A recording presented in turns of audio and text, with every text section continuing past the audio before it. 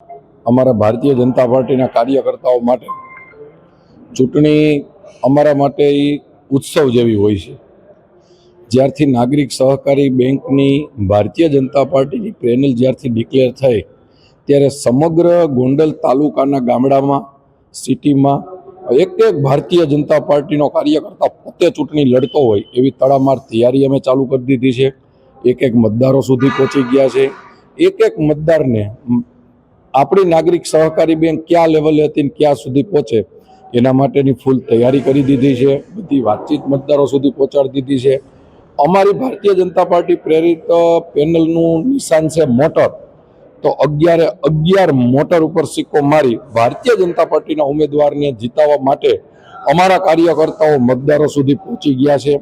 અને આના માટે અમને ભરોસો છે, જે રીતે અમારા કાર્યકર્તાઓ મહેનત કરે છે ને એ અમને ભરોસો છે કે 16 તારીખે સવારે જ્યારે આ ગ્રાઉન્ડની અંદર રિઝલ્ટ ડિક્લેર થાય ને ત્યારે ભારતીય જનતા પાર્ટીની ગોંડલની જે પરંપરા છે ને કે અહીંયા એક જ એવું ગોંડલ સેન્ટર છે કે જ્યાં ભારતીય જનતા પાર્ટીના જ તમામ ઉમેદવારો ચૂંટાયેલા છે। આખા ગુજરાતમાં એક પણ કોંગ્રેસના મેન્ડેટ ઉપર ચૂંટાયેલો ક્યાંય ઉમેદવાર ન હોય એવી કોઈ સીટ હોય તો એ ગોંડલની છે।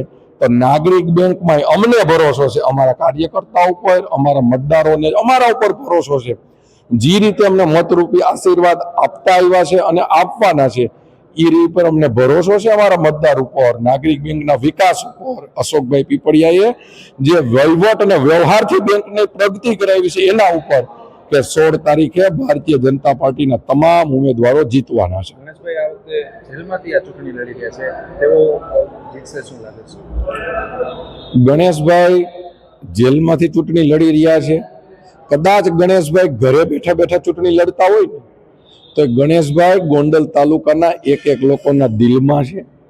અને એના માટે જ તમને કહી દઉં કે ચૂંટણી જીતવાની વાત કદાચ સામાન્ય હશે, ગુજરાતમાં પહેલી વાર એવી ઘટના બની હશે કે 25 વર્ષનો કોઈ દરબારનો યુવાન જેલમાં ગયો હોય અને એને લોકો, બહારના લોકોએ લુખો આવી છાપ ઊભી કરી હોય।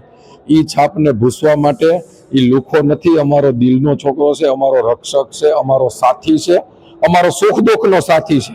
એ સાબિત કરવા માટે ગુજરાતની અંદર પહેલી વાર એવી ઘટના ઘટી કે 25 વર્ષના યુવાન માટે ગોંડલ તાલુકાના 84 ગામડા, ગોંડલ સિટીની અંદર દુકાનો તો નહીં, દુકાનો તો બંધ રહે, પણ 200 રૂપિયાનું કોઈ રોજીરોટીનું કામ કરતો હોય ને કે સાંજે એના ઉપર એનો સૂલો જગવાનો હોય, એને પણ ગણેશભાઈના સમર્થનમાં પોતાની રોજીરોટી બંધ રાખી અને એવું સમર્થન આપ્યું હતું કે આખો ગોંડલ તાલુકો ગણેશભાઈની સાથે છે।